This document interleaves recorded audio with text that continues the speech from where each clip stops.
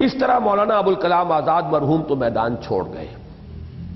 لیکن ان کی زوردار دعوت کی گھن گرج سے مسلم انڈیا کی فضائیں دیر تک گونجتی رہیں،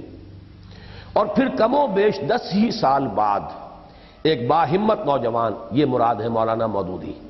مولانا سید ابوالعلا مودودی مؤسس جماعت اسلامی، ظاہر بات ہے اس وقت وہ نوجوان تھے،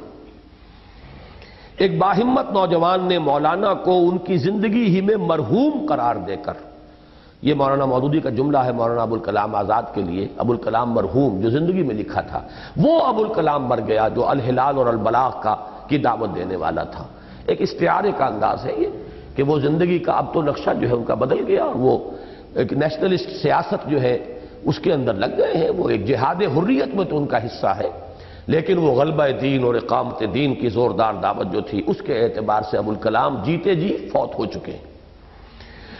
مولانا کو ان کی زندگی ہی میں مرحوم قرار دے کر ان کے ترک کردہ مشن کو اختیار کرنے کے عزم مصمم کے ساتھ ان کی تفسیر ترجمان القرآن ہی کے ہم نام ماہنامے کی ادارت سنبھالی۔ مولانا ابوالکلام کی تفسیر کا نام ہے ترجمان القرآن، اور مولانا مودودی نے جو پرچہ جاری کیا اس کا نام ہے ترجمان القرآن، اور اس کے ذریعے اسی حکومت الہیہ کے قیام کا نصب العین اور تجدید و احیاء دین کی سعی کا ایک نقشہ مسلمانان ہند کے سامنے پیش کرنا شروع کر دیا۔ اس نوجوان میں مولانا مرحوم کی بنسبت جوش کم تھا، ہوش زیادہ۔ مولانا مودودی کی شخصیت اور مولانا ابوالکلام سے اس کے تقابل کے ضمن میں یہ چند جملے بہت عمدہ ہیں۔ جوش کم تھا، ہوش زیادہ۔ مولانا مودودی وہ خطیبانہ انداز کی تقریریں نہیں کرتے تھے، نہ خطیبانہ انداز کی ان کی تحریریں ہیں، سادہ سلیس اردو میں اپنے مطالب کو بیان کرنا، اور تقریریں بھی کرتے تھے تو لیکچرز ہوتے تھے۔ خطابت کا جو جوش و خروش اور زور شور ہوتا ہے وہ مولانا مودودی کے ہاں نہیں تھا۔ ذہانت و فطانت قدرے کم تھی، یعنی ان کے مقابلے میں، مولانا ابوالکلام کے مقابلے میں، لیکن اسی نسبت سے محنت و مشقت کا مادہ بہت زیادہ تھا۔ یہ محنت ہے جو کمپنسیٹ کرتی ہے اصل میں، اور جو اصل کامیابی کی اس دنیا میں جو شے ضمانت دیتی ہے وہ محنت ہے۔ مولانا ابوالکلام آزاد وہ چاہے جینیس تھے لیکن محنت کا مادہ ان میں ویسا نہیں تھا۔ مولانا مودودی چاہے میں انہیں جینیس لوگوں میں شمار نہیں کرتا، ذہین آدمی تو یقیناً تھے، لیکن جینیس کا جو مقام ہوتا ہے عبقری کا وہ ان کا نہیں ہے، لیکن یہ کہ محنتی اور مسلسل اور پابندی کے ساتھ کام کرنے کی صلاحیتیں ان میں بدرجہ اتم موجود تھی۔ لہذا اس نے پہلے 6-7 برس تک پورے صبر و استقلال کے ساتھ خالص انفرادی طور پر کام جاری رکھا۔ یہ 6-7 برس نوٹ کر لیجئے، اس میں ایک مشابہت ہے۔ میں نے بھی یہاں آ کر سن 65 سے جو کام شروع کیا ہے تو 6-7 برس تک بالکل تنہا کام کیا، نہ کوئی انجمن، نہ ادارہ، نہ تنظیم۔ انجمن قائم ہوئی 1972 میں، تنظیم قائم ہوئی 1975 میں، لیکن 65 سے لے کر اور 72 تک یہ میرا کام خالص انفرادی تھا۔ مولانا مودودی بھی یہ کام کرتے رہے حیدرآباد دکن میں، پرچہ نکال رہے ہیں، کتابیں شائع کر رہے ہیں، اس وقت جو فکری لوگوں کے اندر انتشار تھا اس کو رفع کرنا، مختلف مسائل پر تنقید، جو بھی نئے جدید رجحانات تھے وہ ان کا صاحب قلم ہونے کے اعتبار سے تو واقعہ یہ ہے کہ ان کے بارے میں یہ مانتے ہیں، سب مانتے ہیں کہ وہ صاحب طرز ادیب تھے۔ انہوں نے خود اپنی ایک خاص طرز انشاء ایجاد کی تھی، وہ بہت ہی سادہ انداز میں اور بہت سلیس انداز میں بات کو کھول کھول کر پھیلا کر بیان کرنا۔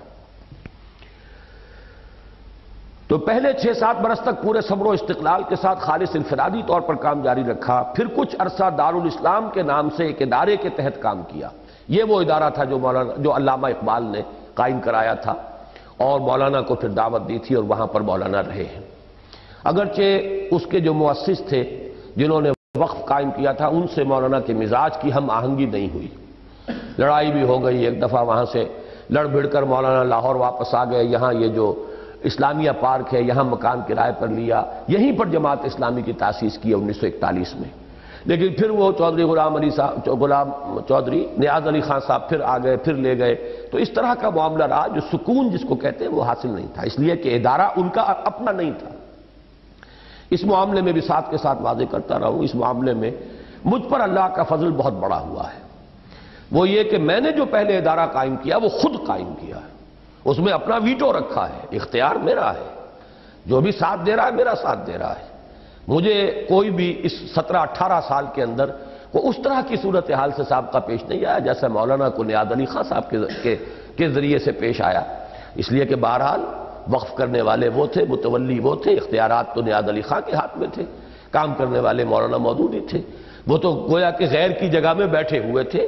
وہ جتنی بھی وہ یہ بڑی عنایت تھی کہ جگہ دے رکھی ہے۔ باقی یہ ہے کہ اس کا اختیار جو ہے اب آپ کو اندازہ ہے کہ اس سے کس قدر ایک فرکشن سی رہتی ہے، تو وہ کیفیت جو ہے مولانا اس سے دوچار رہے ہیں پورے عرصے۔ الحمدللہ کہ ہم نے ادارہ قائم کیا تو وہ چونکہ میرا ہی جو حلقہ درس تھا اسی میں جو لوگ جو اس میں شامل ہوئے اور جو ہم خیال بنے انہی سے انجمن وجود میں آئی، اور اس کے صدر مؤسس کی حیثیت سے ویٹو میں نے اپنے پاس رکھا ہے۔ اگرچہ آج تک 18 برس میں وہ ویٹو استعمال نہیں ہوا، لیکن تلوار لٹکی ہوئی ہے۔ اختلاف کرنے والا جو ہے سوچ سمجھ کے اختلاف کرتا ہے، یہ اختیار آخری اس کے پاس ہے،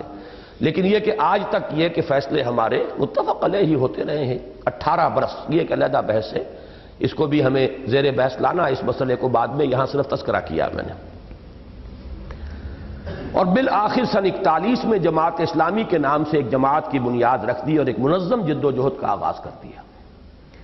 جماعت کے قیام سے قبل اس نوجوان نے پہلے انڈین نیشنل کانگریس میں شامل یا اس کے حلیف علماء کے موقف پر شدید تنقید کی، اور اپنے زور استدلال سے ان کے طریقہ کار کا انجام کار کے اعتبار سے اسلام اور مسلمان دونوں کے حق میں سخت مضر ہونا ثابت کر دیا۔ پھر مسلمانوں کی قومی سیاست پر مدلل تنقید کی اور اسلام کے بلند ترین تصوریت پسندانہ موقف کے تقابل سے اس کا خلاف اسلام ہونا ثابت کیا، اور خود اسی بلند ترین تصوریت پسندانہ سطح ہائیسٹ آئیڈیلسٹک لیول پر اپنی جماعت کی اساس رکھ دی۔ اس کی تھوڑی سی وضاحت کرنی پڑے گی کہ مولانا مودودی نے جو سیاسی تحریریں شروع کی، ایک تو ہے ان کے علمی مضامین، مغربی تہذیب کے پیدا شدہ مسائل، اس کے اوپر ان کا اظہار خیال، جیسے پردہ کتاب انہوں نے لکھی اور اس طرح کی دوسری کتابیں، ان کو علیحدہ رکھیے، ان کا سیاست سے کوئی تعلق نہیں۔ سیاست میں پہلا رول جو تھا وہ نیشنلسٹ سیاست کے خلاف قلمی جہاد، اور اسی کو جماعت اسلامی اب بھی قرار دیتی ہے کہ تحریک پاکستان میں مولانا کا یہ کنٹریبیوشن ہے کہ انہوں نے وہ متحدہ قومیت کے مقابلے میں مسلمانوں کی ایک جداگانہ قومیت کو دلائل کے ساتھ، براہین کے ساتھ ثابت کیا اور نفی کی اور تردید کی اس موقف کی جو مولانا ابوالکلام آزاد اور مولانا حسین المدنی ایسی عظیم شخصیتیں جس نہج پر چل رہی تھی، ان پر شدید ترین تنقیدیں مدلل جو ہے وہ مولانا مودودی کی۔ اس کے ضمن میں جیسے کہ بعد میں عرض کروں گا، میں اس بات کو صحیح سمجھتا ہوں،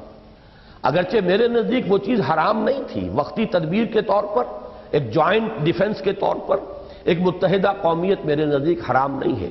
لیکن یہ کہ واقعتاً متحدہ قومیت کا جو فلسفہ ہندو پیش کر رہا تھا وہ یقیناً مسلمانوں کے لیے اور